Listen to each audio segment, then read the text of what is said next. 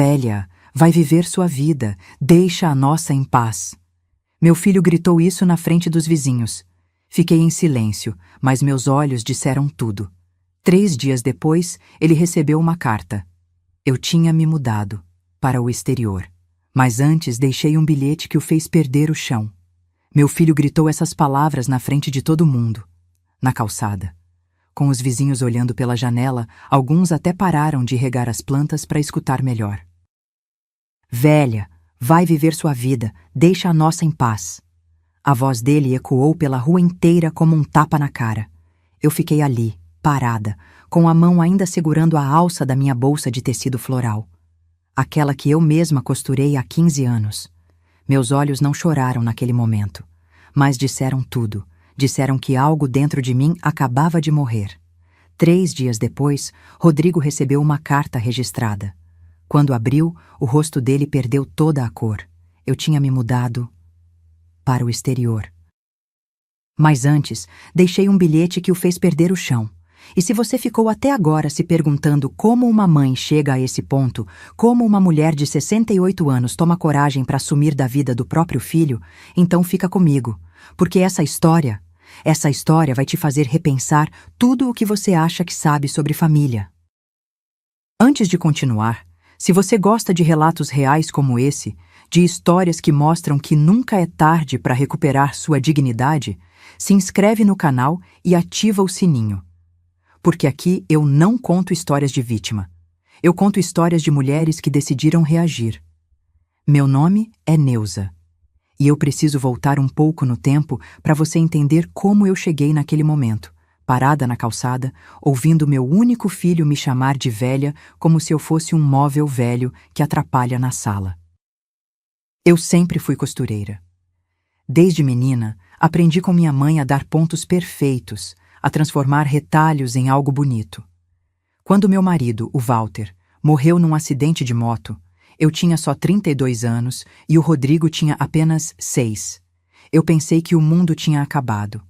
Lembro do velório, do cheiro de flores brancas que me dava náusea, do peso de segurar a mão do meu filho pequeno enquanto as pessoas sussurravam "coitada, tão nova viúva". Mas eu não quis ser coitada. Eu quis ser forte. Peguei a máquina de costura que era da minha mãe, botei na sala e comecei a fazer roupas para fora. Vestidos de festa, uniformes escolares, ajustes. Trabalhava até a mão doer, até a vista embaralhar de tanto olhar para os pontinhos miúdos. O Rodrigo cresceu vendo eu trabalhar. Ele fazia lição de casa na mesma mesa onde eu cortava tecido.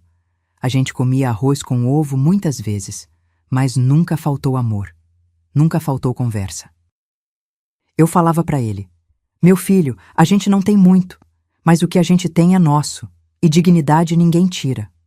Com o tempo, a costura foi crescendo. Abri uma pequena confecção, contratei 2 moças para me ajudar. Não era luxo, mas dava para viver com conforto. E eu sonhava com uma coisa: ver meu filho formado, ver ele de beca, de capelo, recebendo diploma, porque eu não tive isso. Parei de estudar para casar. E o Walter também não teve. Mas o Rodrigo ia ter. Quando ele passou no vestibular para a administração, eu chorei tanto que molhei o papel da aprovação. Mas a faculdade era particular. Mensalidade de R$ 1.850 por 4 anos. Eu fiz as contas, daria em torno de R$ 180 mil no total, com reajustes. Eu não tinha isso, mas eu tinha o apartamento que minha mãe me deixou quando morreu. 2 quartos simples, mas numa localização boa. Vendi e usei o dinheiro para pagar a faculdade do meu filho. Continuei morando de aluguel, mas com o coração cheio. Porque ele ia ser alguém na vida. E ele foi. Rodrigo se formou, arrumou emprego numa empresa de logística, começou a ganhar bem. Continuou morando comigo até os 28 anos. A gente tinha uma relação boa. Ele me levava para o cinema, sentava comigo no sofá para assistir novela, me chamava de minha rainha. Eu lembro de um dia, ele chegou com uma caixa de brigadeiro e falou: "Mãe, tudo o que eu sou, eu devo à senhora". Eu guardei aquelas palavras como quem guarda a joia. Mas então veio a Patrícia. Ela entrou na vida do Rodrigo como uma rajada de vento que bagunça tudo. Bonita, eu admito.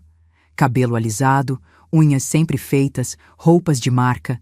Trabalhava como gerente de loja de cosméticos. Quando o Rodrigo me apresentou ela, eu tentei ser simpática. Preparei uma torta de frango, arrumei a mesa, botei a toalha de crochê que eu tinha feito. Mas a Patrícia mal tocou na comida. Ficou mexendo no celular e fazendo comentários sutis. Ah, Rodrigo me falou que a senhora costura. Que charmoso! O tom não era de elogio, era de deboche. Eu engoli seco. Tentei ignorar, afinal, era a namorada do meu filho. Eu queria que ele fosse feliz. Eles casaram 2 anos depois, numa festa que eu paguei metade. 18.000 da minha parte. A Patrícia queria tudo do bom e do melhor. Buffet chique, vestido importado. E eu dei, porque era o casamento do meu filho. E mãe faz isso, né? Mãe dá. Mas a partir daquele casamento, tudo mudou. Devagar, mas mudou. Primeiro foram as visitas. Eu ligava para marcar de ir na casa deles e a Patrícia sempre tinha uma desculpa. Ah, Neuza, hoje não dá, a gente vai sair. Hoje a casa tá uma bagunça. A gente tá cansado. Rodrigo concordava com tudo que ela dizia. Começou a me chamar de Neuza também, ao invés de mãe. Pequeno detalhe, mas que doía como agulha enfiada. Depois veio a neta, Melissa. Minha netinha linda, de olhos castanhos iguais aos do Rodrigo. Quando ela nasceu, eu quis ficar no hospital, ajudar. Mas a Patrícia disse que a mãe dela ia ficar. Não tinha espaço para mim. Eu segurei a dor e esperei. Quando finalmente pude ver a Melissa, com 3 semanas de vida, eu segurei aquele bebezinho no colo e prometi que ia ser a melhor avó do mundo. Mas a Patrícia não deixou. As visitas começaram a ser agendadas. Eu não podia mais aparecer de surpresa. Tinha que ligar antes, confirmar horário, como se fosse consulta médica. E mesmo assim, muitas vezes eu chegava lá e a Patrícia inventava que a Melissa estava dormindo, ou irritada, ou doente. Eu voltava para casa com o coração apertado, abraçando a boneca de pano que eu tinha costurado para minha neta e que nunca conseguia entregar. Mas o pior ainda não tinha acontecido, e foi justamente esse pior que me trouxe até aquele dia, na calçada, ouvindo meu filho me humilhar. Mas para você entender a pancada que eu levei, eu preciso te contar o que aconteceu antes. Preciso te contar sobre o dinheiro. Sabe aquele ditado que diz: quem vê cara não vê coração? Pois é. Quem olhava para mim naquela época via uma senhora de 68 anos, aposentada, que vivia numa casinha alugada no bairro da Vila Mariana. Quem via de fora achava que eu era só mais uma vovó que passava o dia assistindo programa de auditório e regando samambaia. Mas por dentro eu carregava uma história que pesava mais que saco de cimento. Eu construí minha vida sozinha. E quando eu digo sozinha, eu não estou exagerando. Depois que o Walter morreu, não teve ombro amigo, não teve ajuda de parente, não teve governo pagando conta. Teve eu, minha máquina de costura, e a certeza de que eu precisava criar meu filho com dignidade. Lembro do primeiro ano sem o Walter. Eu acordava às 5 da manhã, preparava café com pão, levantava o Rodrigo, vestia ele com o uniforme que eu mesma costurava, porque comprar pronto era caro demais. Levava ele na escola, voltava correndo, sentava na máquina e trabalhava até a hora de buscar ele. E quando ele dormia, eu continuava. Muitas noites eu costurei até 2, 3 da madrugada. Os dedos sangravam de tanto furar com a agulha. A coluna doía de ficar curvada. Mas eu não parava, porque eu tinha um propósito. Eu olhava para o meu filho dormindo com aquela carinha de anjo e pensava: ele vai ter uma vida melhor que a minha. Ele vai estudar, ele vai ser alguém. Conforme o Rodrigo foi crescendo, a confecção também cresceu. Eu consegui alugar um espaço pequeno, uns 40 metros quadrados, e contratei a Cida e a Jo para me ajudar. 2 mulheres batalhadoras igual a mim. A gente produzia uniformes para escolas, vestidos para festa, conjuntos para lojas do bairro. Não era império, mas dava para sustentar 3 famílias. E para mim, isso era muito. O Rodrigo me via trabalhar. Ele cresceu ali, no meio de tecidos, linhas, barulho de máquina. Eu sempre conversei muito com ele. Sentava na beirada da cama dele, à noite, e contava histórias. Não aquelas de princesa e castelo. Eu contava histórias de luta, de gente que não desistiu. Falava do meu pai, que foi pedreiro a vida inteira e nunca roubou um tijolo. Falava da minha mãe, que criou 5 filhos lavando roupa para os outros. Eu queria que ele entendesse o valor das coisas. E ele parecia entender. O Rodrigo era carinhoso. Me abraçava antes de dormir. Quando ficava doente, eu fazia sopa e ele dizia: "Mãe, a senhora é a melhor cozinheira do mundo." Besteirinha, né? Mas para mim era tudo.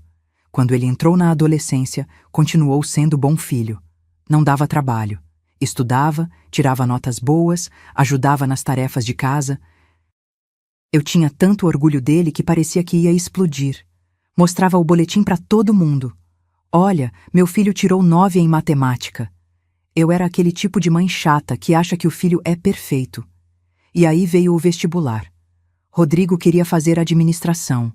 Ele sonhava em trabalhar numa empresa grande, em usar terno, em ter uma carreira sólida. Eu apoiei. Ajudei ele a estudar. Comprei apostilas que custavam os olhos da cara. E quando saiu o resultado, eu nunca vou esquecer daquele dia. Ele chegou correndo em casa, com o papel na mão.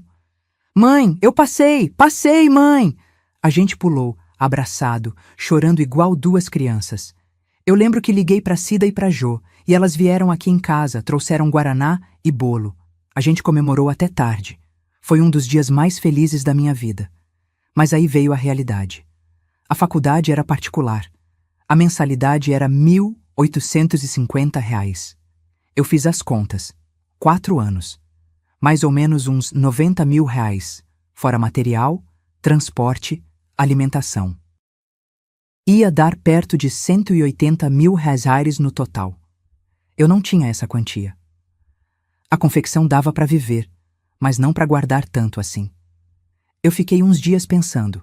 Olhava para o Rodrigo, via a felicidade dele, via o sonho ali, tão perto, e pensei no apartamento.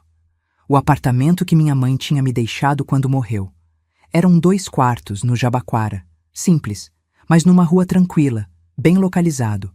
Valia uns R$ 200 mil. Eu não pensei 2 vezes. Botei à venda.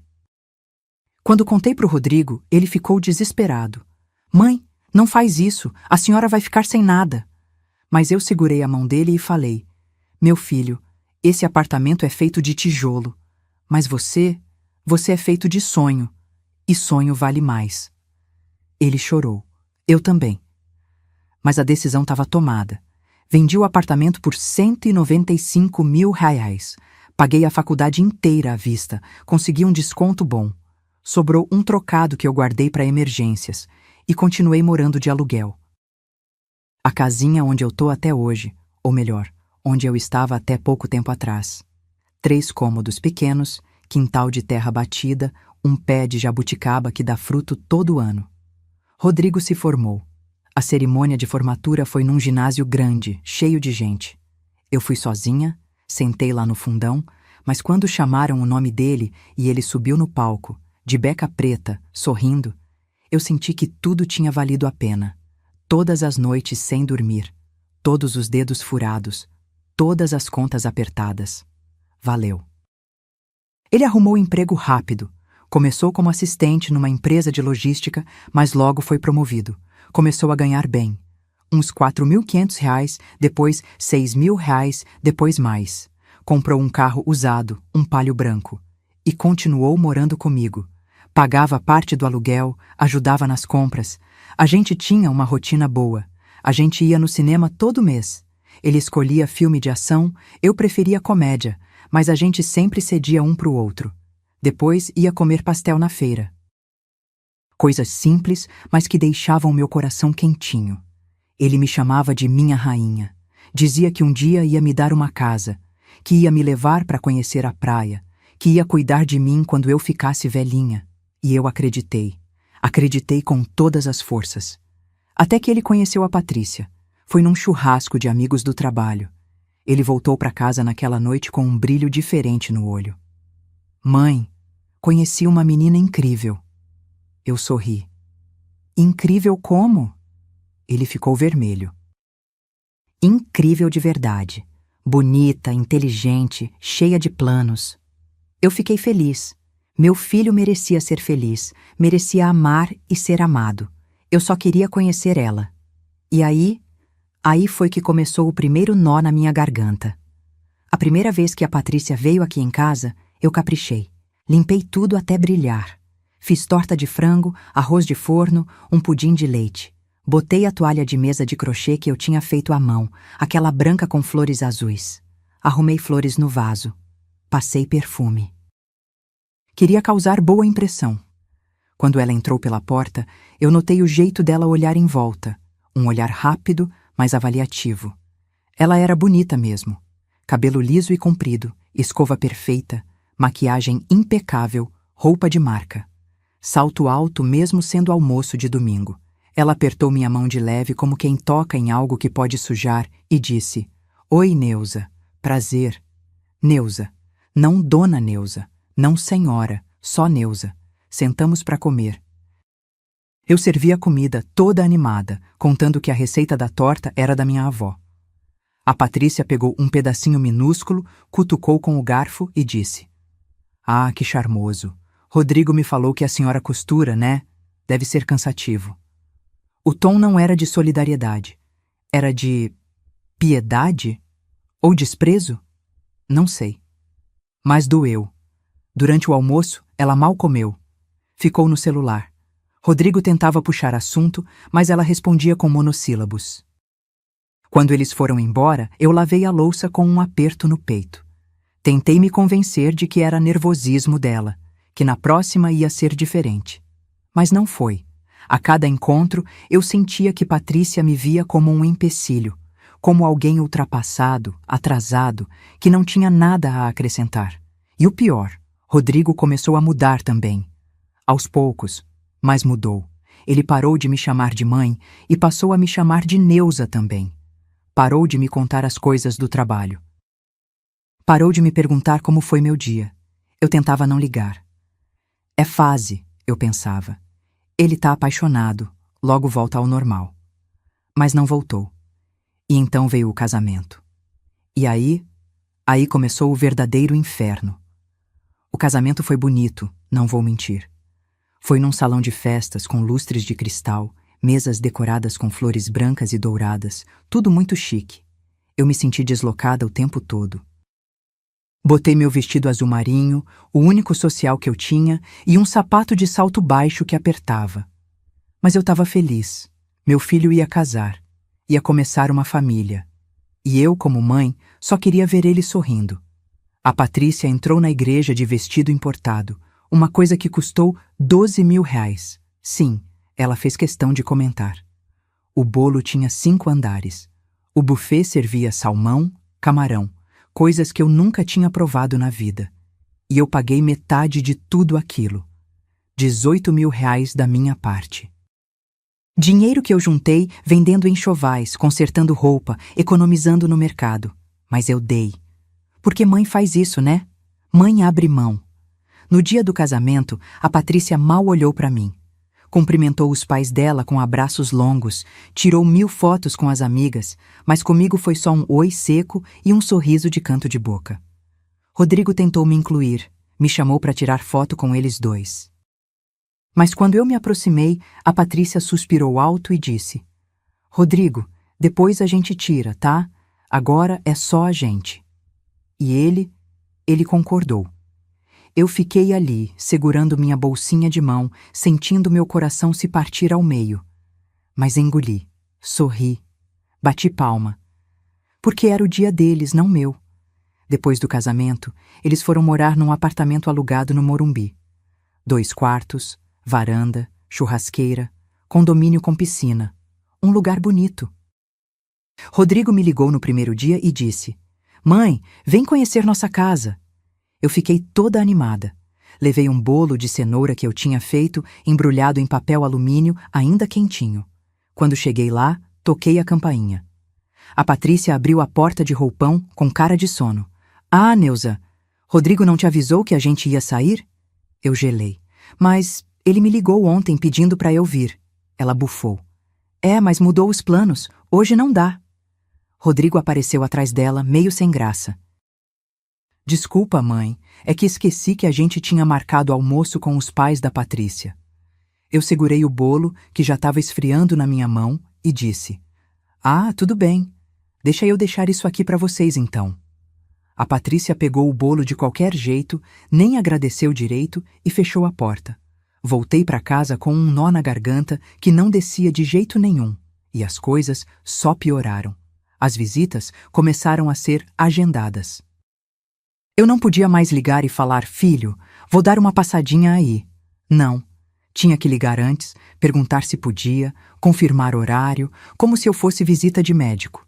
E mesmo assim, muitas vezes eu ligava e a Patrícia inventava desculpa. Ai, Neuza, hoje a casa tá uma bagunça. Hoje não dá, a gente vai sair. Rodrigo tá cansado, melhor deixar para outro dia. Outro dia que nunca chegava. Eu comecei a me sentir descartável. Como uma roupa velha que você guarda no fundo do armário e nunca mais usa, mas também não tem coragem de jogar fora. Aí veio a Melissa. Quando a Patrícia engravidou, eu fiquei nas nuvens. Ia ser avó. Ia ter uma netinha para fazer roupa, para contar história, para dar colo. Eu já comecei a costurar coisinhas.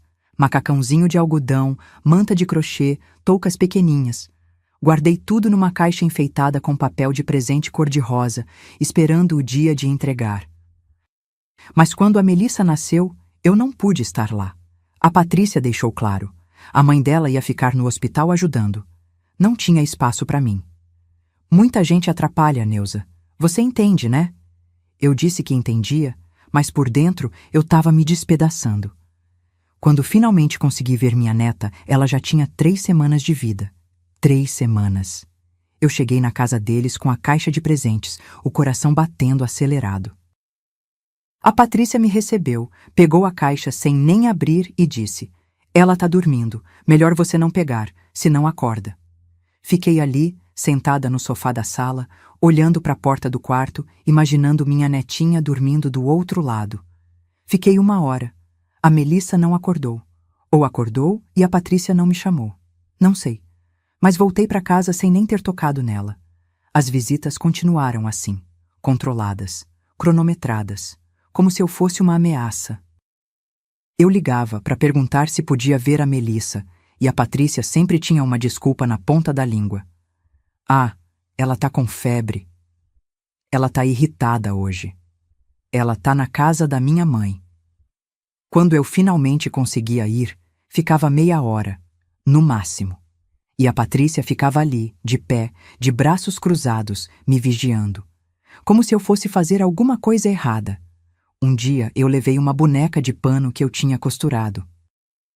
Passei 2 dias fazendo. Cabelo de lã amarela, vestidinho azul com florzinhas bordadas, sapatinho vermelho. Entreguei para Melissa, que tinha uns 2 anos na época. Ela adorou, abraçou a boneca e saiu correndo pela casa. Eu fiquei tão feliz. Até que na visita seguinte, não vi a boneca em lugar nenhum. Perguntei: Cadê a bonequinha que eu dei para Melissa? A Patrícia deu de ombros. Ah, ela enjoou. Demos para uma instituição. Demos para uma instituição, como se fosse lixo. Eu mordi a língua. Não falei nada, mas naquela noite chorei tanto que molhei o travesseiro inteiro. Rodrigo? Rodrigo não fazia nada. Ele concordava com tudo que a Patrícia dizia. Quando eu tentava conversar com ele, ele me cortava. Mãe, a Patrícia tá certa. Você precisa entender que a gente tem nossa vida agora. Mãe. Pelo menos nesse momento ele ainda me chamava de mãe. Mas o tom era frio, distante, como se eu fosse um peso que ele tinha que carregar.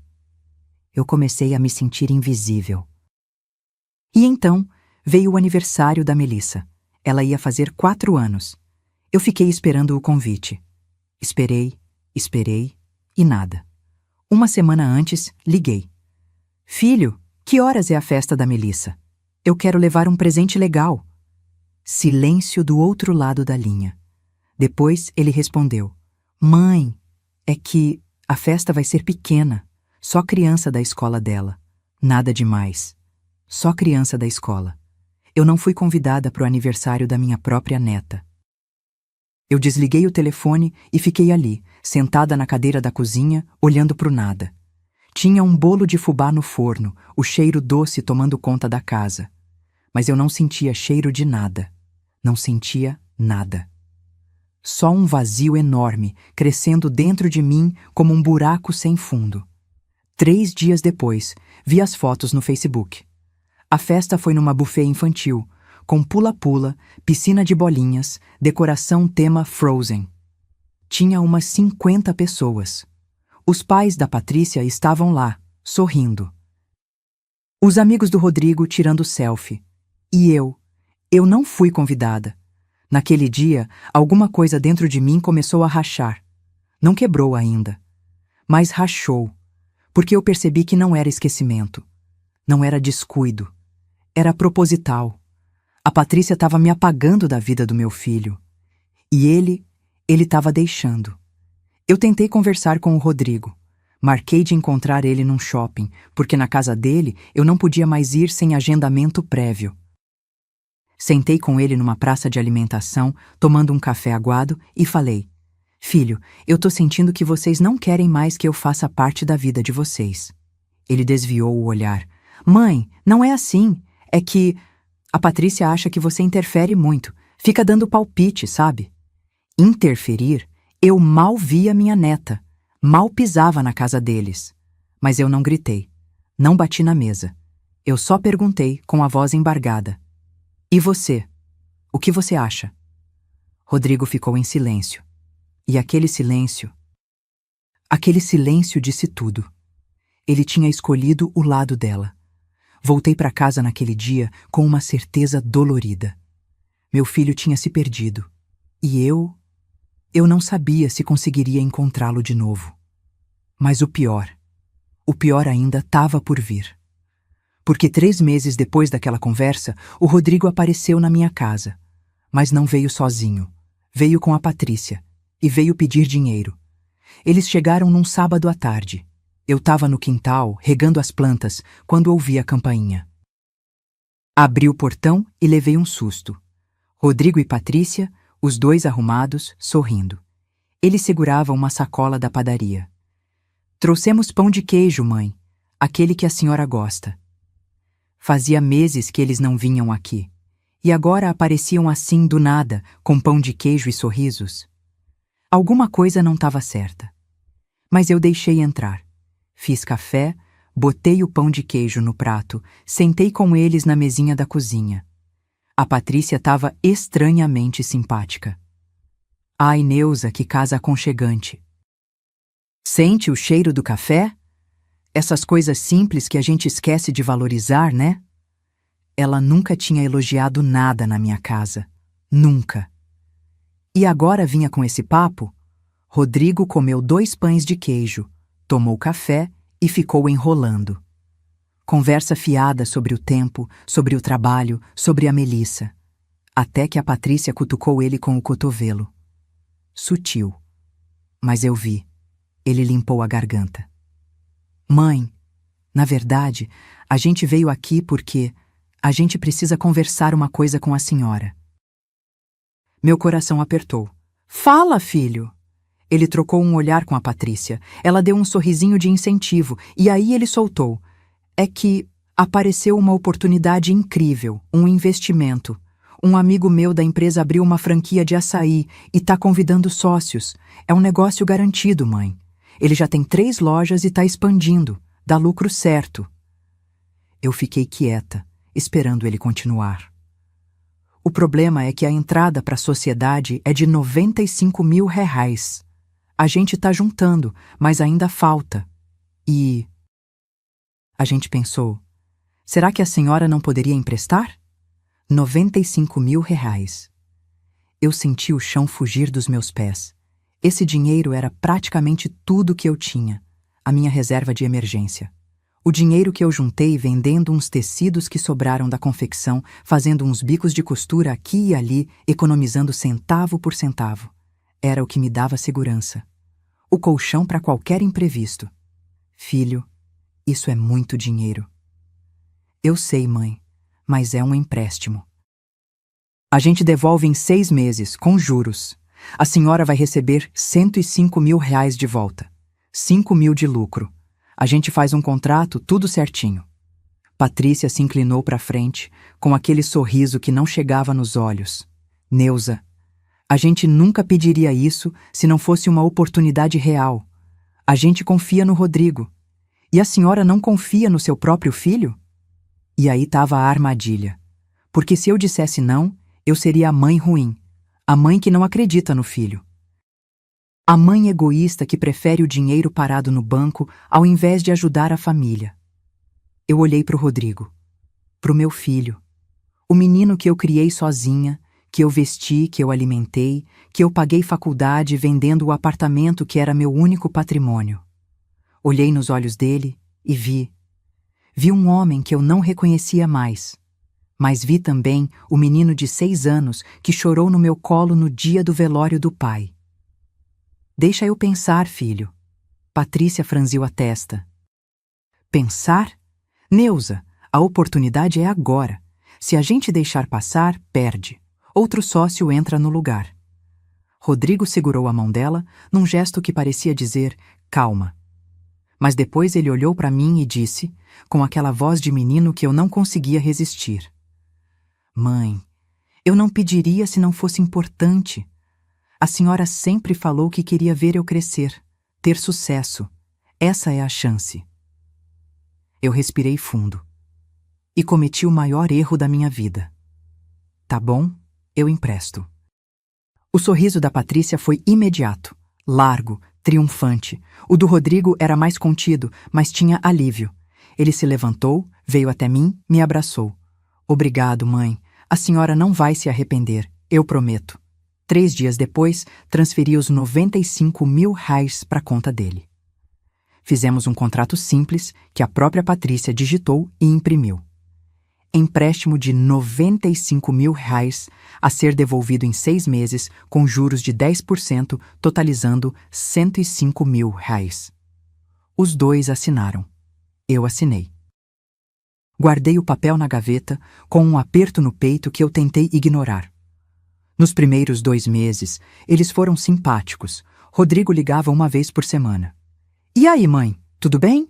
Patrícia até me mandou uma foto da Melissa pelo WhatsApp. Eu me segurei para não parecer carente demais, mas respondi cheia de emojis de coração. Mas no 3º mês, as ligações rarearam. Quando eu ligava, Rodrigo atendia rápido, apressado. Mãe, tô no trabalho, depois eu ligo de volta. E não ligava. No 4º mês, eu comecei a ficar preocupada. Não com o dinheiro ainda, mas com o distanciamento. Era como se, depois de conseguir o que queriam, eu tivesse voltado a ser invisível. E aí, chegou o 6º mês. O prazo do empréstimo. Eu esperei. Não cobrei logo no dia. Esperei 1 semana. 2. Quando se passaram 15 dias, eu liguei.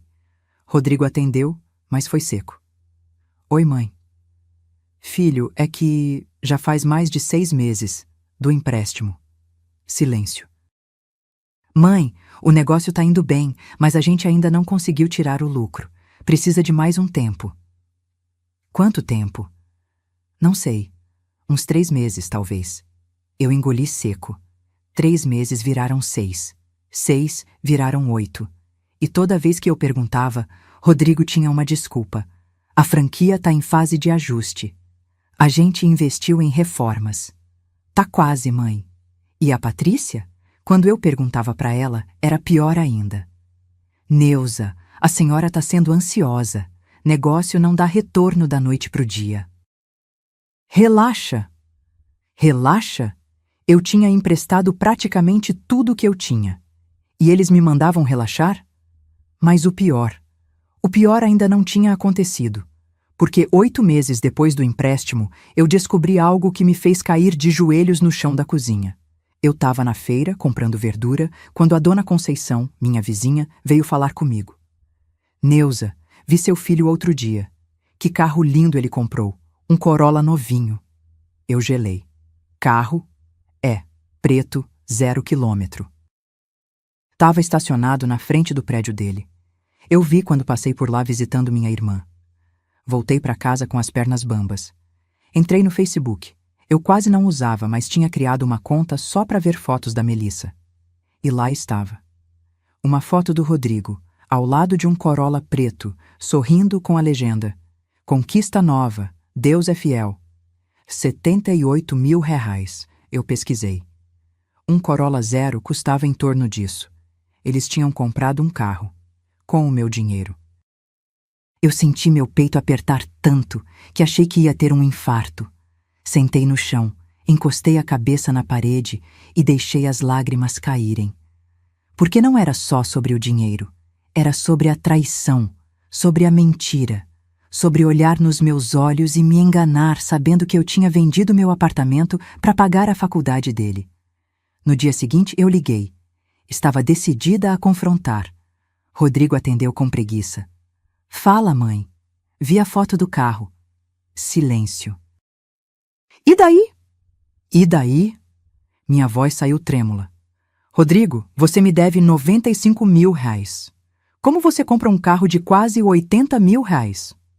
Mãe, o carro foi parcelado e é problema meu o que eu faço com o meu dinheiro.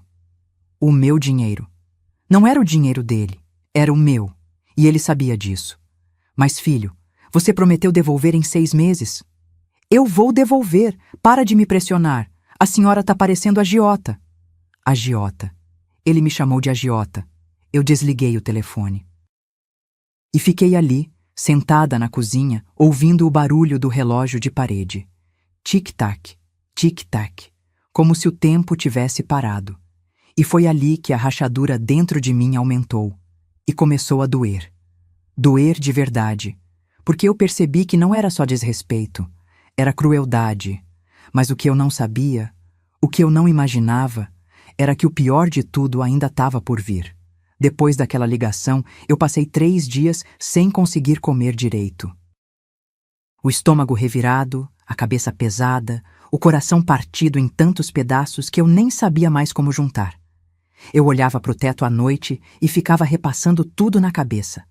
Cada sacrifício, cada noite mal dormida costurando, cada conta que eu deixei de pagar para garantir que meu filho tivesse roupa limpa, comida na mesa, material escolar. E agora ele me chamava de agiota. Tentei me convencer de que era só um momento de raiva, que ele ia ligar, pedir desculpas, explicar. Mas os dias foram passando. 1 semana, 2, 3, e nada. Até que, num sábado de manhã, eu decidi ir até a casa dele. Não avisei. Não liguei antes, eu simplesmente fui. Peguei o ônibus, desci no Morumbi, caminhei até o prédio. Meu coração batia descompassado. Eu não sabia o que ia dizer, mas eu precisava olhar nos olhos do meu filho e entender. Quando foi que eu perdi ele? Cheguei no portão do condomínio. O porteiro me reconheceu. Eu já tinha ido lá algumas vezes. Boa tarde, dona Neuza. Vai visitar o Rodrigo? Eu forcei um sorriso. Vou sim. Ele pegou o interfone, ligou pro apartamento, ficou esperando. Ninguém atendeu. Estranho. O carro dele tá na garagem. Ele tentou de novo. Nada. Eu pedi. Deixa eu subir. Por favor. Eu sou a mãe dele. O porteiro hesitou, mas acabou liberando. Subi no elevador, as pernas tremendo. Cheguei na porta do apartamento 504. Respirei fundo. Toquei a campainha. Ouvi vozes lá dentro. Risadas. A televisão ligada. Toquei de novo. A Patrícia abriu a porta. Ela estava de moletom, com o cabelo preso num coque bagunçado, sem maquiagem. Quando me viu, o rosto dela fechou na hora. Neuza, o que você está fazendo aqui? Vim falar com o Rodrigo. Ele está ocupado. Patrícia, eu só quero conversar. 5 minutos. Ela suspirou, revirando os olhos. Rodrigo! Ela gritou pro corredor. Sua mãe tá aqui? Minha mãe. Não a Neuza. Minha mãe. Mas o jeito que ela falou era como se fosse um fardo. Rodrigo apareceu de bermuda e camiseta, com cara de sono. Quando me viu, ele franziu a testa. Mãe? A senhora não avisou que ia vir. Eu sei, filho, mas é que a gente precisa conversar. Ele trocou um olhar com a Patrícia. Ela cruzou os braços, encostou no batente da porta e ficou ali, me encarando. Não me convidou para entrar. Ficamos os três ali, na porta, como se eu fosse uma vendedora de enciclopédia. Filho, eu queria entender sobre o dinheiro. Faz mais de 8 meses. Você disse que ia devolver em 6. Rodrigo bufou. Mãe, já falei. O negócio está em andamento. Não dá para tirar dinheiro agora. Mas você comprou um carro. Eu já expliquei isso. O carro foi parcelado. Mas, Rodrigo, eu emprestei tudo o que eu tinha. Eu preciso desse dinheiro. Eu tenho contas, Patrícia me cortou. Neuza, a gente também tem contas. A gente tem uma filha. Você acha que é fácil criar criança? Tudo é caro. Escola, roupa, médico. Você precisa parar de pensar só em você. Só em mim? Eu senti uma onda de calor subir pelo corpo. Patrícia, eu não tô pensando só em mim. Eu só quero o que é meu. O que é seu? Ela deu uma risada seca. Você emprestou para o seu filho. Não foi investimento, não foi doação, foi empréstimo. A gente vai devolver quando puder. Mas ficar cobrando toda hora, isso é constrangedor. Constrangedor. Eu olhei para o Rodrigo, esperando que ele dissesse alguma coisa. Que ele me defendesse. Que ele lembrasse de tudo que eu fiz. Mas ele só olhou para o chão. E foi nesse silêncio que alguma coisa dentro de mim quebrou de vez. Tá bom. Minha voz saiu baixa, tremida. Desculpa incomodar. Eu virei as costas e fui embora. Ouvi a porta se fechando atrás de mim antes mesmo de eu chegar no elevador. Desci devagar. Saí do prédio, caminhei até o ponto de ônibus. E quando sentei no banco, sozinha, com o sol queimando na minha cabeça, eu finalmente entendi. Eu não era mais mãe. Eu era credora. Um número numa folha de papel. 3 dias depois, aconteceu o pior. Era uma quinta-feira. Eu estava na frente de casa, varrendo a calçada, quando vi a Melissa brincando na rua com outras crianças. Meu coração pulou. Fazia meses que eu não via minha neta de perto. Ela estava maior, o cabelo mais comprido, usando um vestidinho rosa com desenho de unicórnio. Eu larguei a vassoura e fui até ela. Melissa, meu amor.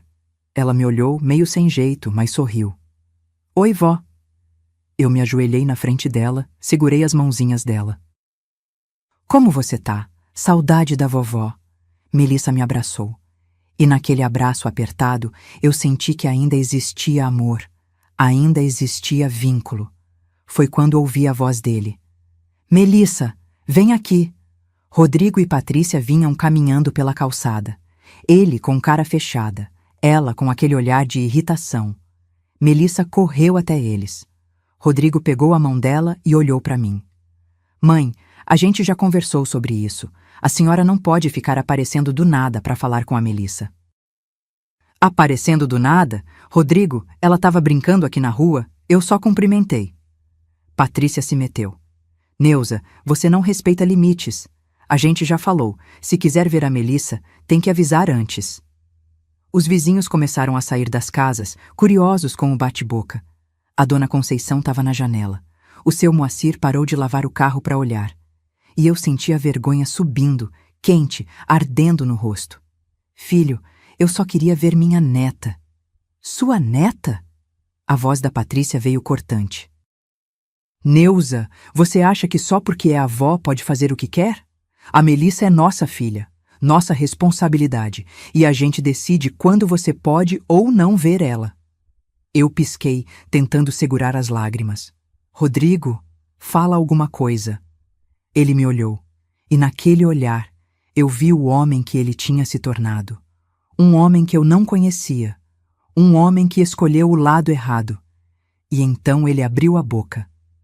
Velha, vai viver sua vida, deixa a nossa em paz. O mundo parou. As crianças pararam de brincar. Os vizinhos ficaram mudos. Até o vento pareceu parar. Velha. Meu filho me chamou de velha, na frente de todo mundo.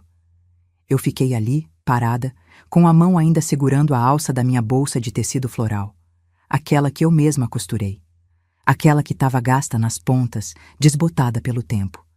Meus olhos não choraram naquele momento, mas disseram tudo.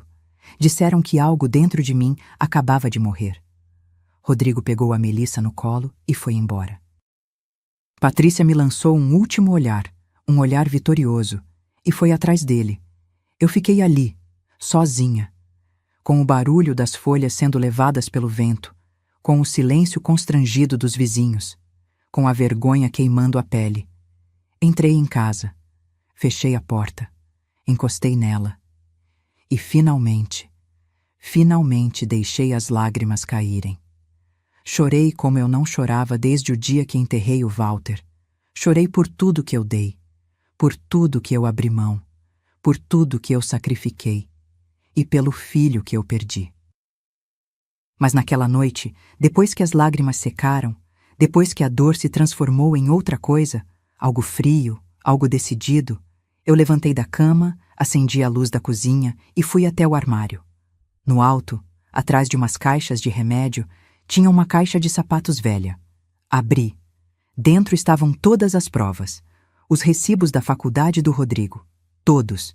4 anos. 180 mil reais em parcelas que eu paguei suando, cortando tecido, costurando de madrugada. A escritura do apartamento que eu vendi. A única coisa que minha mãe me deixou e que eu troquei pelo futuro dele. Fotos minhas, mais jovem, cansada, exausta, mas sempre sorrindo, sempre tentando. E o contrato, aquele maldito contrato de empréstimo, 95 mil reais, assinado por ele, por ela, por mim. Olhei para aqueles papéis e naquele momento tomei uma decisão, fria, calculada, irreversível. Se eles queriam que eu vivesse minha vida, então era isso que eu ia fazer, mas não do jeito que eles imaginavam. Eu não dormi naquela noite. Fiquei sentada na mesa da cozinha, com a caixa de sapatos aberta na minha frente, olhando para cada papel, cada foto, cada prova de uma vida inteira de sacrifício. E enquanto o céu clareava lá fora, uma clareza diferente foi nascendo dentro de mim. Não era raiva. Raiva eu já tinha sentido. Isso era outra coisa. Era determinação. Eu tinha passado a vida inteira me doando, me anulando, aceitando migalhas de afeto. E o resultado? Ser chamada de velha na frente dos vizinhos. Ser tratada como estorvo. Ser enganada e roubada pelo próprio filho. Mas acabou. Naquela manhã, quando o sol nasceu, uma nova Neuza também nasceu. Uma que não ia mais chorar. Uma que não ia mais implorar. Uma que ia, finalmente, tomar as rédeas da própria vida. A primeira coisa que fiz foi parar de ligar para o Rodrigo. Parece simples, mas para mim foi uma das coisas mais difíceis. Porque toda mãe tem aquele impulso, sabe? De ligar, de perguntar como tá, de tentar consertar. Mas eu cortei. Bloqueei o impulso. Guardei o celular na gaveta e fingi que ele não existia. Passaram 3 dias, 1 semana. Rodrigo ligou uma vez. Eu atendi, mas fui seca. Alô? Ele pareceu surpreso com o tom. Mãe, tá tudo bem? Eu respondi. Tá, precisa de algo? Ele gaguejou. Não, só tava ligando para saber como a senhora tá. Tô bem. Mais alguma coisa? Silêncio. Não, é só isso. Então tá, tchau. Desliguei e senti algo que eu não sentia há muito tempo. Controle. Nos dias seguintes, organizei meus documentos. Peguei todos os papéis, coloquei numa pasta transparente e procurei uma advogada. Não qualquer advogada. Eu queria alguém que entendesse de direito de família, de cobrança, de justiça. Encontrei a doutora Valéria. Escritório pequeno, mas com boa reputação. Marquei consulta e fui. Ela me recebeu numa salinha simples, com uma mesa cheia de processos e um cheiro de café velho. Mas o olhar dela era afiado, atento. Eu gostei na hora. Contei tudo. Do começo ao fim, o apartamento vendido, a faculdade paga, o empréstimo, as mentiras, o carro, a humilhação pública. Ela foi anotando, sem interromper. E quando terminei, ela me olhou por cima dos óculos e disse: Dona Neuza, a senhora tem um caso forte, muito forte. Meu coração acelerou. Esse contrato aqui vale. E como já passou o prazo, a senhora pode entrar com ação de cobrança. Com juros e correção monetária, o valor sobe para 127 mil reais. 127 mil reais. E tem mais, ela continuou. Se ele se recusar a pagar, podemos pedir penhora de bens, incluindo o carro. Eu respirei fundo. Não era sobre vingança. Era sobre justiça. Era sobre mostrar para o meu filho que ações têm consequências, que mãe não é banco, que respeito não se negocia. Vamos em frente, eu disse. A doutora Valéria sorriu. Ótimo. Vou preparar tudo. Saí daquele escritório com a coluna mais ereta, com a cabeça erguida. Pela primeira vez em meses, eu senti que não era mais vítima. Eu estava reagindo. Mas não era só sobre o processo. Tinha outra coisa. Voltei para casa e fiz uma ligação. Pro Portugal, para minha prima Dalva. A Dalva tinha se mudado para Lisboa uns 10 anos atrás, quando casou com um português. A gente sempre manteve contato, mas à distância. Ligação de aniversário, mensagem no Natal, essas coisas. Mas naquele dia, eu liguei por outro motivo. Neuza, que surpresa! A voz dela veio alegre, com aquele sotaque misturado, metade brasileiro, metade português. Dalva. Eu preciso de um favor. Expliquei tudo. A situação com o Rodrigo, o desrespeito, a humilhação e o que eu estava planejando. Ela ficou em silêncio por um tempo. Depois disse: Prima, você sabe que pode contar comigo, sempre. Se quiser vir para cá, minha casa é sua. Tem certeza? Não quero dar trabalho. Trabalho? Neuza, você me ajudou quando eu mais precisei. Lembra quando minha mãe ficou doente e você costurou aquele enxoval inteiro de bebê para eu vender e juntar dinheiro para o remédio? Eu nunca esqueci. Vem, por favor, vem recomeçar aqui. Eu fechei os olhos e pela primeira vez em muito tempo senti esperança. Vou sim, mas não fala para ninguém ainda, tá? Isso é segredo. Segredo guardado. Desliguei e fiquei ali, sentada no sofá da sala, olhando para as paredes da minha casinha. Aquelas paredes tinham me visto chorar, me visto suar, me visto envelhecer. Mas agora iam me ver partir. Nos dias seguintes, comecei a me preparar. Em silêncio, sem alarde. Vendi alguns móveis. Não todos, para não levantar suspeita.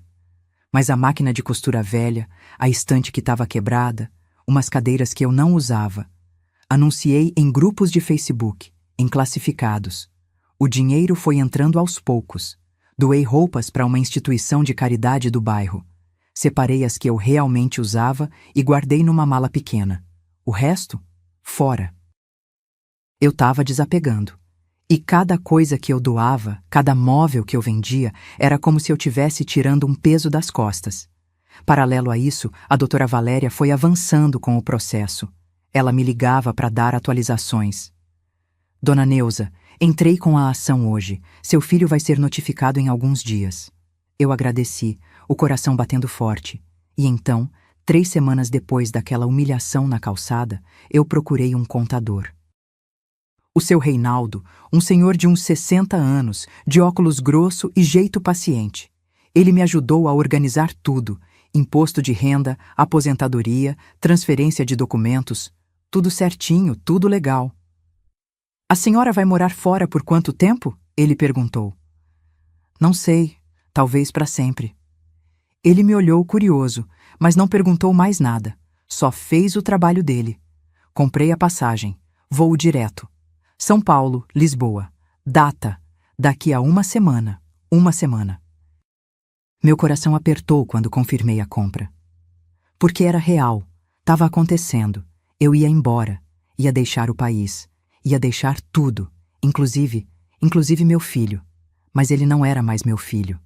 Não do jeito que eu conhecia. Ele tinha se tornado outra pessoa.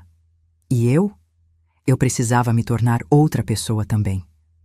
Durante esses dias, Rodrigo ligou 2 vezes. Das 2, eu fui educada, mas distante. Não falei do processo. Não falei da viagem.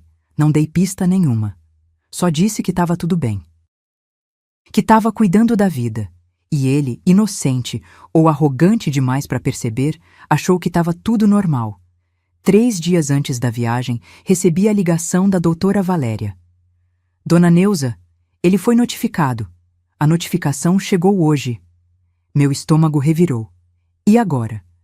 Agora ele tem prazo para responder. Provavelmente vai tentar entrar em contato com a senhora.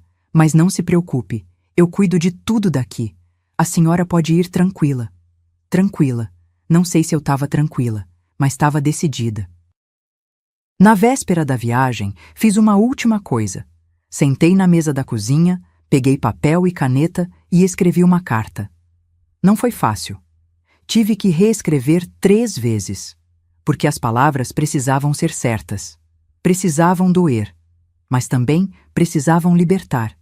E quando terminei, dobrei o papel, coloquei dentro de um envelope branco e escrevi na frente: para Rodrigo. Deixei em cima da mesa.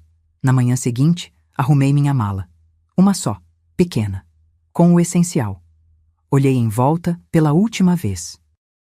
A casinha simples, o quintal com o pé de jabuticaba, a cozinha onde eu costurei tantas roupas, onde eu chorei tantas lágrimas. Tranquei a porta. Deixei a chave com a dona Conceição, que chorou quando eu disse que ia viajar por um tempo. Cuida da casa para mim, Conceição. E quando meu filho vier perguntar, entrega isso aqui para ele. Dei o envelope. Peguei o táxi. Fui pro aeroporto. Fiz check-in. Embarquei. E quando o avião decolou e eu vi São Paulo ficando pequena lá embaixo, eu fechei os olhos e respirei fundo. Pela primeira vez em 68 anos, eu estava vivendo só para mim. E isso não era egoísmo, era sobrevivência. O voo durou 10 horas. 10 horas em que eu não dormi nem um minuto. Fiquei olhando pela janelinha, vendo o oceano lá embaixo, escuro, infinito, e pensando em tudo que eu estava deixando para trás, pensando no que me esperava à frente. Quando o avião pousou em Lisboa, o sol estava nascendo. Eu desci com as pernas bambas, o coração acelerado, e ali, no meio daquele aeroporto cheio de gente falando diferente, com placas em português, mas não exatamente o meu português, eu tive um segundo de pânico. O que eu tinha feito? Mas aí eu vi ela, a Dalva, parada ali no desembarque, segurando uma placa improvisada com meu nome. Quando nossos olhos se encontraram, ela largou a placa e veio correndo. Me abraçou forte e eu senti o cheiro do perfume dela, o calor daquele abraço, e tudo ficou menos assustador. Bem-vinda, prima. Bem-vinda à sua nova vida. Eu chorei. Ali mesmo, no meio do aeroporto. Os primeiros dias foram de adaptação. A casa da Dalva era pequena, mas aconchegante, num bairro chamado Benfica, com ruas de paralelepípedo e prédios antigos. Ela e o marido, o Fernando, me receberam como família. Montaram um quartinho para mim, com uma cama de solteiro, um armário e uma janela que dava para o pátio interno onde crescia uma oliveira. Eu tentava me manter ocupada. Ajudava nas tarefas da casa, fazia comida, saía para caminhar. Mas minha cabeça estava sempre em São Paulo, imaginando o que estava acontecendo, se Rodrigo já tinha recebido a carta, se tinha procurado pela mãe. 3 semanas depois da minha chegada, recebi a ligação. Era a doutora Valéria. Dona Neuza, tem uma novidade. Meu coração disparou. Fala. Recebi uma ligação de uma mulher. Ela disse que trabalhou com a Patrícia e tem informações importantes para a senhora. Franzi a testa. Que tipo de informações? Ela não quis falar por telefone, mas disse que é sobre o dinheiro, sobre o tal investimento. Um arrepio subiu pela minha espinha. Passa o contato dela. A doutora Valéria me passou um número de celular. Eu desliguei, respirei fundo e liguei. Atendeu uma voz feminina, jovem, meio nervosa. Alô? Oi. É a Neuza. A advogada me passou seu contato. Você disse que tem informações? Silêncio do outro lado. Depois ela falou: Dona Neuza, meu nome é Jéssica. Eu trabalhei com a Patrícia na loja de cosméticos. Há uns 6 meses eu fui demitida. Injustamente, inclusive. E desde então, eu tenho pensado se devia ou não contar isso. Contar o quê? Ouvi ela respirar fundo. O investimento. A tal franquia de açaí. Nunca existiu. O chão sumiu debaixo dos meus pés. Como assim? Nunca existiu, Dona Neuza. Eu ouvi a Patrícia conversando com as amigas dela na loja, uns meses atrás. Ela estava rindo, contando como tinha convencido o Rodrigo a pedir dinheiro para a senhora. Disse que o dinheiro era para reformar o apartamento e comprar o carro. E que você... Bem, que você tinha caído direitinho. Eu senti minha mão tremer tanto que quase derrubei o celular. Reformar o apartamento? Sim. Eles trocaram todo o piso, colocaram um armário planejado na cozinha, refizeram o banheiro e compraram o carro, o Corolla. Tudo com o dinheiro da senhora. Ela falava com tanto desdém, como se a senhora fosse boba. Boba. Eu fechei os olhos. A sala da Dalva girou ao meu redor. Jéssica, você tem como provar isso? Eu gravei uma das conversas. Na época, eu estava desconfiada que ela estava tramando me demitir. Então comecei a gravar algumas coisas. E nesse dia, sem querer, peguei essa conversa também. Eu posso te mandar o áudio se quiser. Manda, por favor. 5 minutos depois, meu celular apitou. Um arquivo de áudio. Eu coloquei o fone de ouvido, apertei play e ouvi. A voz da Patrícia. Clara. Inconfundível. Gente, vocês não sabem o que eu consegui. Convenci o Rodrigo a pedir empréstimo para a mãe dele. Falei que era para investimento, aquela historinha de franquia. Ela caiu direitinho. 95 mil réis. Agora tô reformando o apartamento inteiro. Vai ficar um luxo. E ainda sobrou pro carro. A velha chata agora pode parar de aparecer aqui toda hora. Pelo menos serviu para alguma coisa. Risadas ao fundo. Vozes femininas concordando, comentando, e a voz da Patrícia de novo. Sério, gente, sogra é fogo, mas essa agora vai ficar na dela, quietinha, esperando o dinheiro que nunca vai voltar. Mais risadas. O áudio acabou. Eu tirei o fone. Fiquei ali, sentada na beirada da cama, com as mãos nos joelhos, tentando processar. Nunca existiu investimento. Nunca existiu franquia. Tudo foi mentira. Desde o começo. Eles olharam nos meus olhos, sentaram na minha mesa, comeram o pão de queijo que eu comprei e mentiram. Friamente. Calculadamente. E o Rodrigo? O Rodrigo sabia? Será que ele sabia desde o início? Ou a Patrícia tinha manipulado ele também? Mas aí eu lembrei. Lembrei dele dizendo: é problema meu o que eu faço com o meu dinheiro. Lembrei dele me chamando de agiota. Lembrei dele gritando na rua: velha, vai viver sua vida. Ele sabia e não ligou. Eu liguei de volta para Jéssica.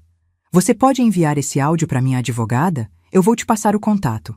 Claro, dona Neuza, e... Sinto muito, de verdade. Desliguei. Liguei imediatamente para a doutora Valéria. Contei tudo, mandei o áudio, ela ouviu, ficou em silêncio. E depois disse, com a voz firme: isso muda tudo. Isso não é só cobrança de dívida. Isso é estelionato. A senhora pode processar criminalmente também. Não. A palavra saiu rápida, instintiva. Não quero processo criminal. Não quero ver meu filho preso. Só quero meu dinheiro de volta. Com juros, com correção. E quero que ele entenda que o que fez foi errado. A doutora Valéria respirou fundo. Entendo. Então vamos usar esse áudio como prova na ação civil. Vai fortalecer muito o caso. Ele não vai ter para onde correr. Desliguei e fiquei ali, olhando para a parede branca do quarto. Aquela informação não me quebrou, porque eu já estava quebrada há muito tempo. Mas ela me deu algo que eu precisava: clareza. Eu não tinha perdido meu filho por acidente. Eu não tinha perdido ele porque ele se apaixonou pela pessoa errada. Eu perdi ele porque ele escolheu me perder. Escolheu me usar. Escolheu me descartar. E essa escolha era dele. Naquela noite, eu sentei no quintal da casa da Dalva, embaixo da oliveira, e olhei para o céu. As estrelas aqui eram diferentes. Ou talvez fossem as mesmas, mas eu que estava olhando com olhos diferentes. Chorei? Chorei. Mas não como antes. Dessa vez, as lágrimas eram de libertação, porque eu finalmente tinha entendido. Não era sobre o dinheiro. Nunca foi. Era sobre dignidade, sobre valor, sobre aprender que amar alguém não significa deixar que pisem em você. E eu tinha aprendido. Naquela noite, eu dormi. Dormi profundamente. Pela primeira vez desde que saí do Brasil. E quando acordei, no dia seguinte, com o sol batendo na janela e o cheiro de café vindo da cozinha, eu soube. Eu ia ficar bem. Não por causa do processo, não por causa da justiça que viria, mas porque eu tinha tomado a decisão mais importante da minha vida. Eu tinha escolhido a mim mesma. Mas antes de eu contar como tudo terminou, eu preciso voltar um pouco. Voltar para aquele dia. O dia em que eu deixei a carta. Porque enquanto eu estava aqui em Lisboa, descobrindo a verdade, lidando com a dor e tentando reconstruir minha vida, lá no Brasil, uma bomba explodiu na vida do Rodrigo. Foi a dona Conceição quem me contou depois. Ela ligou, 3 dias depois que eu cheguei em Portugal, para me avisar que o Rodrigo tinha aparecido. Neuza, seu filho veio aqui procurando você. Tava desesperado. Perguntou onde você estava, quando ia voltar. Eu entreguei a carta como você pediu. Meu coração apertou. E ele, o que ele fez? Abriu ali mesmo, na calçada. Leu. E o rosto dele, Neuza. Nunca vi alguém ficar tão branco. As mãos dele tremiam. Ele tentou me ligar no interfone, mas eu falei que você tinha viajado e não sabia quando voltava. Ele saiu daqui cambaleando, sabe? Como se tivesse levado um soco. Eu desliguei, o coração pesado, e fiquei imaginando a cena. Rodrigo lendo aquela carta. Rodrigo entendendo finalmente o que tinha feito. Deixa eu te contar o que eu escrevi, porque aquelas palavras eu pesei cada uma, cada vírgula, cada ponto final. Rodrigo, se você está lendo isso, é porque finalmente se deu ao trabalho de me procurar. Não sei se foi por preocupação ou por necessidade, mas tanto faz. Eu não estou mais aí. Passei 3 dias pensando no que te dizer. Pensei em gritar, em xingar, em jogar na sua cara cada centavo que gastei, cada noite que não dormi, cada vez que chorei por você. Mas não. Isso seria fácil demais, e eu cansei de facilitar as coisas para você. Então vou te contar uma história. A história de uma mulher que ficou viúva aos 32 anos, com um filho de 6, sem profissão, sem dinheiro, sem futuro. Mas que não desistiu, que pegou uma máquina de costura velha e transformou isso numa vida, que trabalhou até sangrar os dedos, que pulou refeições para você comer, que vendeu o único patrimônio que tinha, um apartamento que era minha herança, minha segurança, para pagar sua faculdade. 180 mil reais, Rodrigo. Foi isso que custou seu diploma. Não foi seu esforço. Não foi sua inteligência. Foi o apartamento da sua mãe. Aquele que eu vendi sem pensar 2 vezes, porque eu acreditava em você. Porque eu achava que você valia mais que tijolos. Eu te criei sozinha, te ensinei valores, te mostrei o que era dignidade. E você virou as costas para tudo isso no momento em que colocou uma aliança no dedo. Não vou culpar sua Patrícia. Seria fácil colocar a culpa toda nela. Mas você é um homem adulto. Você fez escolhas. E uma dessas escolhas foi me tratar como lixo. Você mentiu para mim, me enganou. Pegou 95 mil reais, praticamente tudo que eu tinha, com uma história de investimento que nunca existiu. Comprou carro, reformou o apartamento e quando eu cobrei, você me chamou de agiota. Mas o pior de tudo não foi o dinheiro, Rodrigo. Foi a humilhação. Foi ser chamada de velha na frente dos vizinhos. Foi ser impedida de ver minha neta. Foi ser tratada como um estorvo na vida do meu próprio filho. Então você sabe o que eu fiz? Eu decidi te obedecer. Você mandou eu ir viver minha vida e deixar a de vocês em paz. E é exatamente isso que eu estou fazendo. Eu saí do país. Me mudei para o exterior. Vou recomeçar. Aos 68 anos, vou recomeçar do zero. Porque eu prefiro recomeçar sozinha do que continuar sendo humilhada perto de você. Ah, e sobre o dinheiro? Você vai ser notificado judicialmente. Entrei com ação de cobrança. O valor, com juros e correção, é de 127 mil reais. Você assinou um contrato. Vai ter que cumprir, e se não cumprir, seus bens serão penhorados, incluindo o carro que você comprou com o meu suor. Não tente me procurar, não tente me ligar. Troquei de número, deletei redes sociais, cortei todos os laços. Você disse que eu era velha, e talvez você tenha razão. Eu sou velha, mas sou velha e livre, livre de você, livre da sua ingratidão, livre da sua maldade. Aprenda uma coisa, meu filho, porque ainda sinto que você é meu filho, mesmo depois de tudo. Quem cria porcos não pode se espantar quando o chiqueiro fede. Você fez escolhas, agora vive com elas. Eu já escolhi, e minha escolha é eu. Adeus, Neuza. PS. Pode ficar com o dinheiro da faculdade. Considere um presente de uma mãe idiota que achou que amor comprava respeito. Mas os 95 mil reais, esses eu quero de volta, com juros. A dona Conceição me contou que depois de ler a carta, Rodrigo ficou parado na calçada por uns 10 minutos, só olhando para o papel. E então ele correu para o carro, entrou e saiu em disparada. Ele tentou me ligar, meu número não existia mais. Tentou me procurar no Facebook. Eu tinha deletado tudo. Ligou para vizinhos, para conhecidos. Ninguém sabia onde eu estava. Porque eu não contei para ninguém além da Dalva. 2 dias depois da carta, chegou a notificação judicial. A doutora Valéria me mandou mensagem. Ele foi oficialmente notificado. Tem 15 dias para responder. Rodrigo tentou contato através da advogada. Pediu meu telefone. Ela negou. Disse que toda a comunicação seria feita através dela. Ele mandou uma mensagem que a doutora Valéria me repassou. Mãe, por favor, me dá uma chance de explicar. Eu errei. Eu sei que errei. Mas a gente pode conversar?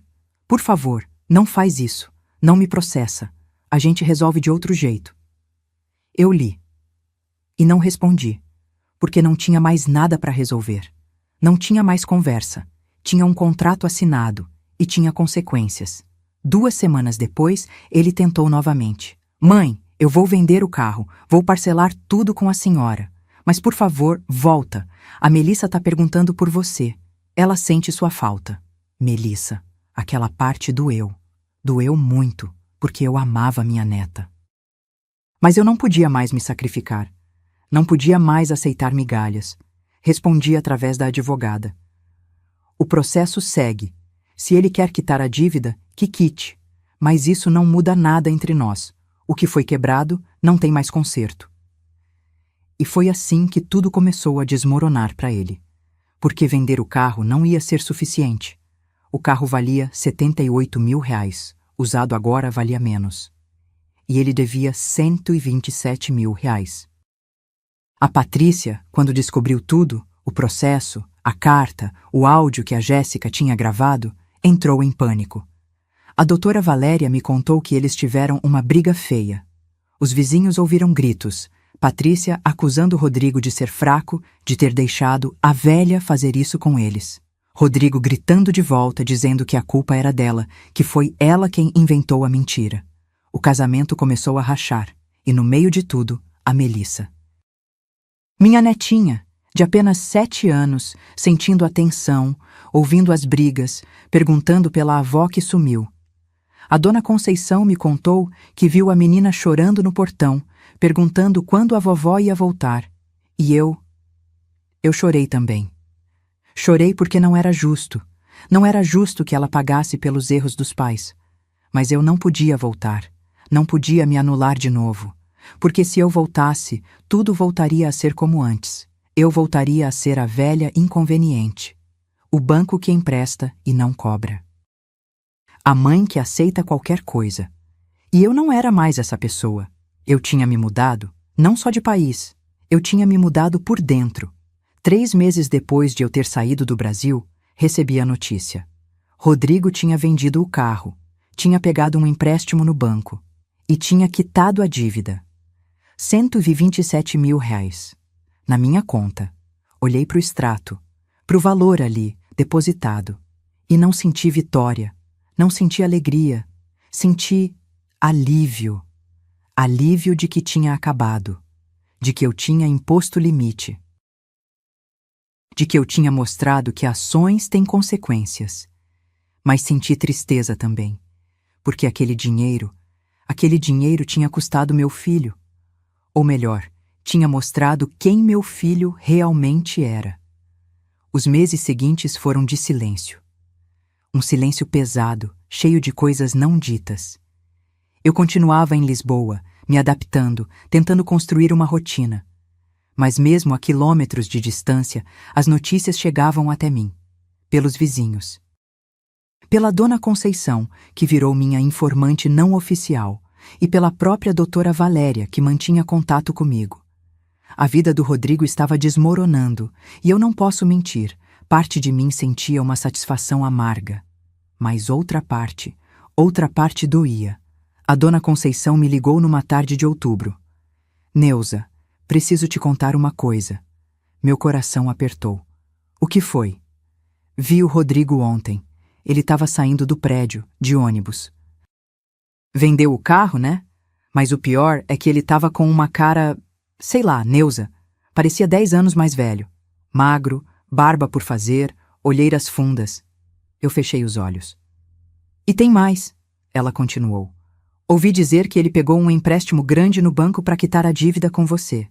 Tá pagando parcelas altas, uns 3.200 reais por mês, durante 4 anos. Tá apertado, muito apertado. 3.200 reais por mês, quase metade do salário dele. E a Patrícia? Perguntei, mesmo sabendo que não devia me importar. A dona Conceição suspirou. Aquela ali, tá que é uma fera, tá cobrando ele o tempo todo. Já ouvi briga alta lá do prédio. Uma vez ela gritou que se arrependeu de ter casado com ele, que ele era um fracassado, que por culpa dele eles perderam tudo. Perderam tudo? Eles ainda tinham um apartamento, tinham emprego, tinham saúde. Eles não perderam tudo. Perderam o que nunca foi deles, o meu dinheiro. E a Melissa? Minha voz saiu fraca. Ah, Neuza, a coitadinha. Anda quieta, tristinha. Vi ela outro dia na pracinha, brincando sozinha. As outras crianças chamavam, mas ela não queria.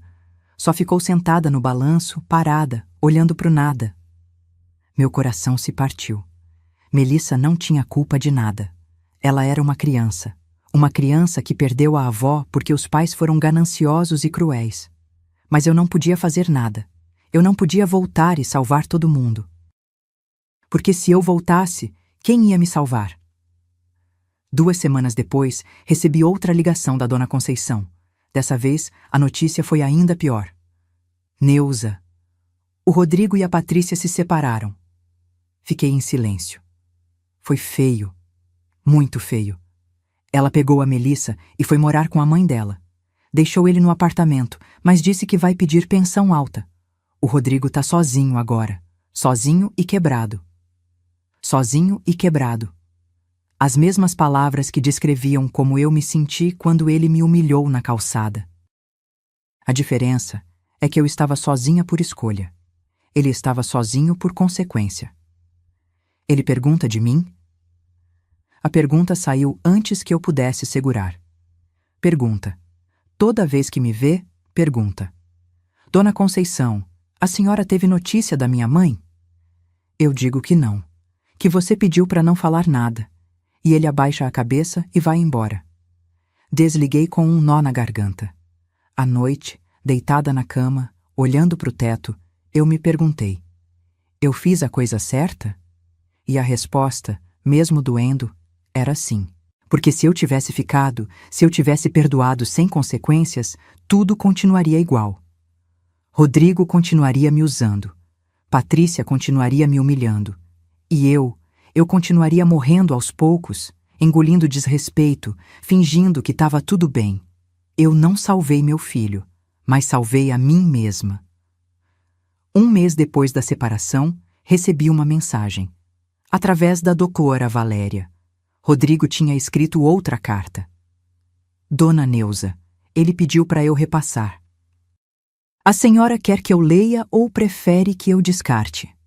Eu respirei fundo. Lê. Ela leu. Mãe, eu não sei se a senhora vai ler isso. Não sei se a senhora se importa. Mas eu preciso escrever, nem que seja para dizer pro vazio. Eu estraguei tudo. Eu sei disso agora. Tarde demais, mas sei. Quando a Patrícia me pediu para pedir aquele dinheiro para a senhora, ela disse que era só um empréstimo, que a gente ia devolver rápido, que a senhora nem ia sentir. E eu acreditei. Ou melhor, eu quis acreditar, porque era fácil, era cômodo. Era mais fácil pegar o dinheiro da mãe do que ralar, economizar, esperar. Mas quando a gente comprou o carro, reformou o apartamento e a senhora começou a cobrar, eu entrei em pânico. E ao invés de ser homem, de assumir o erro, eu virei as costas. Eu te tratei mal, eu te humilhei. E eu vou carregar essa culpa pro resto da vida. A Patrícia me deixou. Levou a Melissa. Disse que eu sou um fracassado, que arruinei tudo. E ela tá certa. Eu arruinei, mas não do jeito que ela pensa. Eu não arruinei o casamento, o dinheiro, o carro. Eu arruinei algo muito maior. A relação com a minha mãe. A mulher que me criou sozinha, que vendeu o apartamento para pagar minha faculdade, que nunca mediu esforços para me ver bem. E eu retribuí com ingratidão. Eu não mereço seu perdão. Eu sei disso. Mas eu precisava te falar. Eu sinto muito. Eu sinto muito por tudo. Por cada palavra ruim. Por cada desrespeito. Por ter te chamado de velha. Por ter te expulsado da minha vida. Você não era o problema, mãe. Eu era. A Melissa pergunta por você todos os dias. Ela chora. Ela não entende porque a vovó sumiu. E eu não sei o que dizer para ela, porque a verdade é vergonhosa demais para ser dita. Eu não tô pedindo para você voltar. Eu sei que não tenho esse direito. Só tô pedindo, sei lá, que você seja feliz. Que você viva sua vida como eu mandei. Porque pelo menos uma de nós dois merece ser feliz. E essa pessoa é você. Rodrigo. A doutora Valéria terminou de ler. Ficou em silêncio, esperando minha resposta. Eu limpei as lágrimas que teimavam em cair. Obrigada por ler, mas não vou responder. Tem certeza? Tenho. Porque aquela carta, mesmo triste, mesmo cheia de arrependimento, não mudava nada. Não devolvia os anos de humilhação. Não apagava o velha, vai viver sua vida. Não curava a ferida. Era tarde demais. Ou talvez não fosse sobre ser tarde. Era sobre eu ter aprendido que perdão não significa volta. Que eu podia perdoar, lá no fundo do meu coração, mas não precisava voltar para a vida dele. Não precisava me sacrificar de novo. 2 semanas depois, a dona Conceição me ligou pela última vez. Neuza, o Rodrigo se mudou. Se mudou? É. Deixou o apartamento. Deve ter voltado para o aluguel, algo mais barato. Não aguenta mais pagar o condomínio, as prestações do empréstimo e ainda a pensão da Melissa. Tá quebrado, Neuza. Quebrado de verdade. Eu fiquei em silêncio. E sabe o que mais? Ontem vi ele na padaria, comprando pão francês e mortadela. Só isso. Lembra quando você fazia isso? Quando o dinheiro estava apertado e você comprava o básico para dar pro Rodrigo menino? Sim, eu lembrava. Agora é ele quem está vivendo assim. A vida tinha dado a volta. O filho que cresceu comendo pão com mortadela porque a mãe vendia apartamento para pagar faculdade dele, agora estava de volta ao pão com mortadela. Mas dessa vez por escolhas próprias. E eu estava em Lisboa. Comendo bacalhau, tomando vinho verde, assistindo o pôr do sol no Tejo. Não era vingança, era consequência. E talvez fosse justiça. Parte 10. A nova vida e a lição final, 6 meses. Tinha passado 6 meses desde que eu tinha pisado em solo português pela primeira vez. 6 meses desde que eu tinha deixado para trás uma vida inteira. E sabe o que eu descobri? Que recomeçar não tem idade. Tem coragem. Lisboa tinha me acolhido de um jeito que eu nunca esperei. No começo, tudo era estranho. O sotaque diferente, as ruas de pedra que machucavam meus pés, o frio que entrava pelos ossos. Mas aos poucos, aquela cidade antiga, cheia de história, foi virando minha casa. A Dalva me apresentou para um grupo de brasileiros imigrantes. A gente se reunia toda quinta-feira num café pequeno no bairro Alto. Eram pessoas como eu, que tinham deixado o Brasil por motivos diferentes, mas que carregavam as mesmas saudades. A gente tomava café, comia pastel de nata e ria. Ria muito. Eu tinha esquecido como era bom rir sem peso na consciência. 3 meses depois de chegar, consegui um trabalho. Nada grandioso. Meio período num ateliê de costura artesanal, no Chiado. A dona Fátima, uma portuguesa de 75 anos, com mãos firmes e coração macio, me contratou quando viu meu trabalho. "Você tem mão de fada", ela disse, passando os dedos num bordado que eu tinha feito. "Faz quanto tempo que costura?" "A vida inteira", respondi, e era verdade. O salário era modesto. Uns 800 euros por mês. Mas era meu. Eu não devia nada para ninguém. Não estava trabalhando para pagar dívida de filho ingrato. Estava trabalhando para mim. Comprei roupas novas. Não muitas, mas algumas. Um casaco de lã vermelho que eu nunca teria coragem de usar no Brasil. Uma bota de cano curto. Um lenço de seda. Pequenas coisas que me faziam sentir viva. Comecei a frequentar um grupo de caminhada para a terceira idade. Toda terça e sábado, a gente subia até o castelo de São Jorge, via a cidade lá de cima, respirava ar puro. Fiz amizades. A dona Teresa, a dona Glória, o seu Armando. Pessoas que não me conheciam como a mãe do Rodrigo. Me conheciam como Neuza. Só Neuza. E isso era libertador. Numa dessas caminhadas, o seu Armando, viúvo de 72 anos, me puxou conversa. "Neuza, a senhora tem um sorriso bonito. Devia sorrir mais." Eu corei. Fazia décadas que ninguém reparava no meu sorriso. Ele me convidou para tomar um café depois da caminhada. Eu aceitei. Não era romance. Era companhia. E companhia boa, leve, sem cobranças. Eu estava em paz. Pela primeira vez em anos, eu estava em paz. Mas a vida, ela sempre dá voltas. E numa terça-feira de novembro, recebi uma ligação da doutora Valéria. "Dona Neuza, recebi uma notificação. O Rodrigo entrou com um pedido através de advogado." Meu coração acelerou. "Pedido de quê?" Ele quer o contato da senhora. Ou pelo menos uma última conversa. Presencial, se possível." "Presencial? Ele quer vir até Portugal?" "Não. Ele está pedindo que a senhora volte. Só por um dia. Diz que é importante, que tem a ver com a Melissa." Melissa. A menção da minha neta me atravessou como uma faca. O que aconteceu com ela? Ele não disse, mas insistiu que é urgente, que precisa da senhora. Fiquei em silêncio, o telefone quente na minha mão. "Dona Neuza, a senhora não é obrigada a nada. Pode recusar. Mas..." Ele parece desesperado. Desliguei. Fiquei o resto do dia pensando. Andei pela casa da Dalva como um fantasma. Ela percebeu. "O que foi, prima?" Contei. Ela ouviu e depois disse: "Você não deve nada para ele. Mas, e se for mesmo sobre a menina?" A noite foi longa. Não dormi. Fiquei olhando para o teto, repassando tudo. Eu tinha jurado que não voltaria, que tinha cortado laços. Mas, e a Melissa? Ela não tinha culpa. Ela era inocente. No dia seguinte, liguei para a doutora Valéria. "Fala para ele que eu aceito. Uma conversa. Mas vai ser num lugar público e você vai estar presente." "Sim, senhora." Comprei a passagem. São Paulo. Só ida e volta. 3 dias no Brasil. Só isso. Quando o avião pousou em Guarulhos, eu senti um aperto no peito. O cheiro, o calor, o barulho. Tudo me trouxe memórias. Boas e ruins. Mas eu não estava voltando para ficar. Estava voltando para fechar um ciclo. O encontro foi marcado num café na Avenida Paulista. Meio da tarde. Movimento alto. Seguro. Cheguei primeiro. A doutora Valéria já estava lá, me esperando. Dona Neuza, pronta? Não, mas vamos lá. Rodrigo chegou 15 minutos depois, e quando eu vi ele... Meu Deus, ele estava irreconhecível.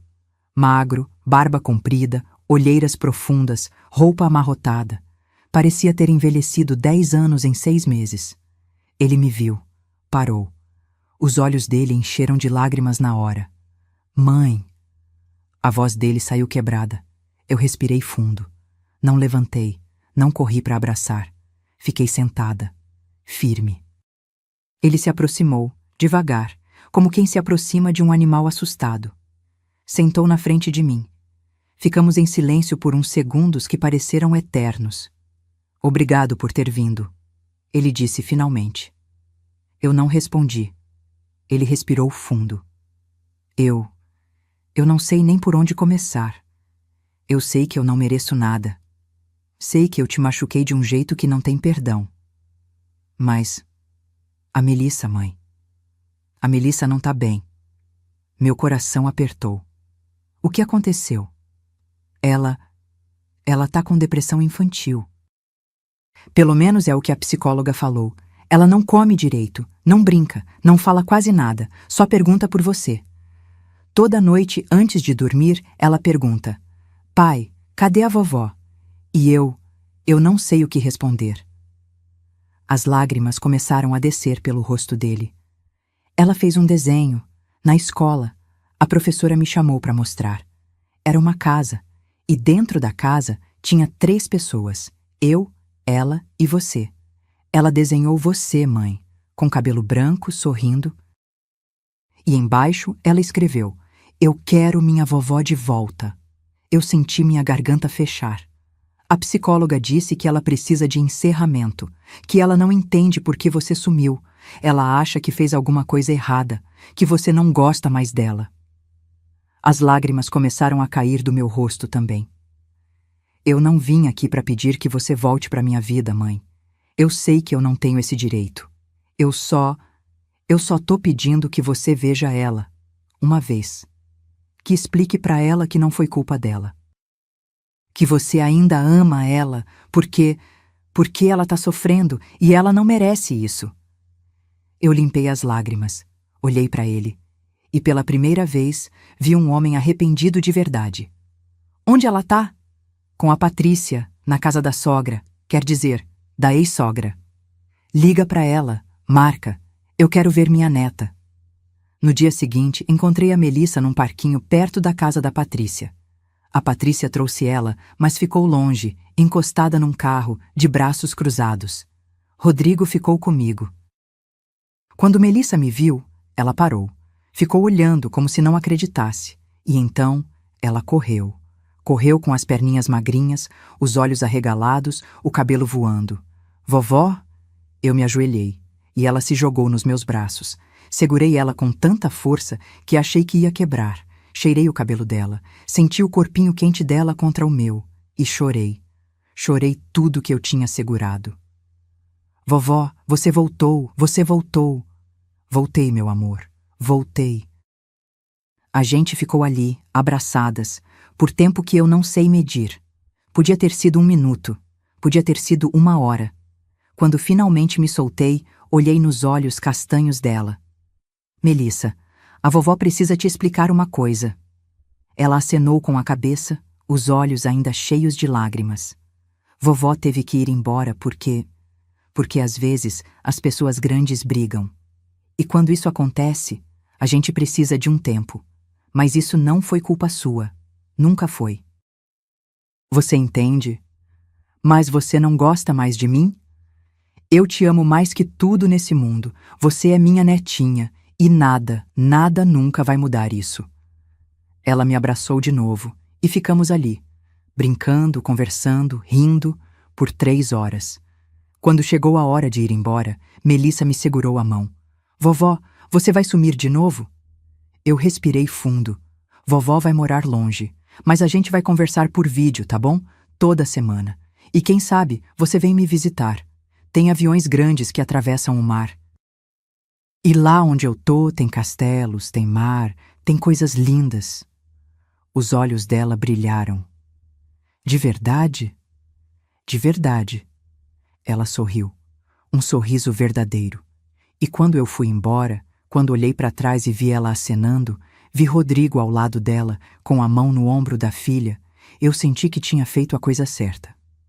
Voltei para Lisboa no dia seguinte, e quando o avião decolou, eu não olhei para trás. Rodrigo e eu trocamos algumas mensagens depois. Poucas, educadas. Ele me mandava fotos da Melissa. Eu respondia com coraçõezinhos.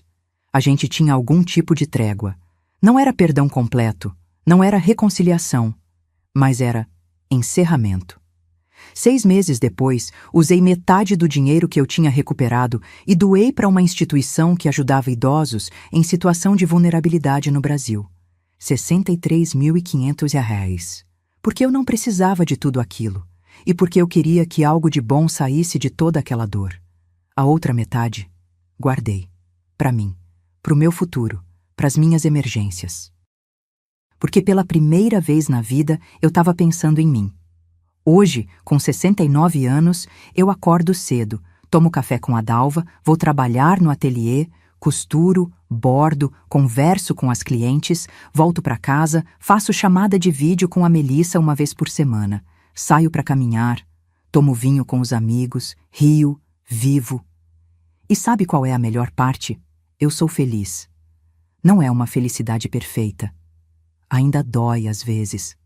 Ainda sinto falta do filho que eu criei, não do homem que ele se tornou.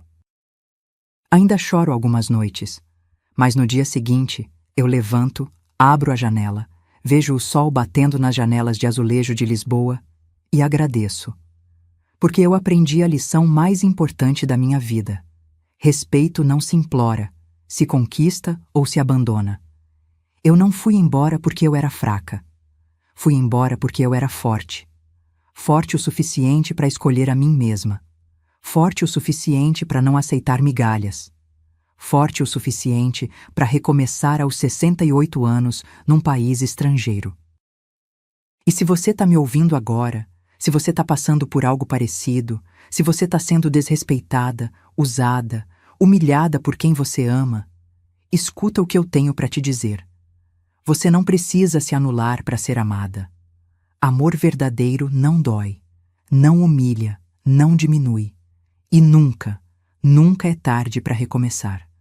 Porque respeito não tem idade, dignidade não tem prazo de validade. E eu, hoje, eu vivo minha vida, como meu filho mandou. Mas dessa vez, cercada de quem me valoriza. Se esse relato tocou seu coração, se você também acredita que nunca é tarde para se escolher, deixa um comentário contando de onde você está assistindo. Escreve também o que você sentiu ouvindo essa história. Me conta, você já precisou impor limites com quem você ama? E se essa história te fez refletir, deixa seu like e se inscreve no canal para continuar acompanhando histórias reais de mulheres que escolheram sua dignidade. Porque aqui, a gente não conta a história de vítima. A gente conta a história de recomeço, um abraço de Lisboa. E lembra, você é mais forte do que imagina. Fim.